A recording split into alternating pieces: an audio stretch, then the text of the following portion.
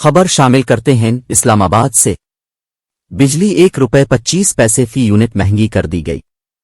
تفصیلات کے مطابق بجلی ایک بار پھر مہنگی کر دی گئی ہے۔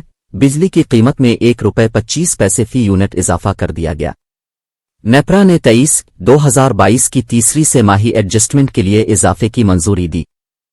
نیپرا کے مطابق بجلی کی قیمتوں میں اضافے کا اطلاق جولائی، اگست اور ستمبر 2023 کے بلوں پر ہوگا۔ اطلاق ڈسکوز کے تمام صارفین پر ہوگا۔ بجلی کے نرخ میں اضافے کا اطلاق کے الیکٹرک اور لائف لائن صارفین پر نہیں ہوگا۔ بجلی کمپنیوں نے نیپرا کو سہ ماہی ایڈجسٹمنٹ کی مد میں درخواست دی تھی۔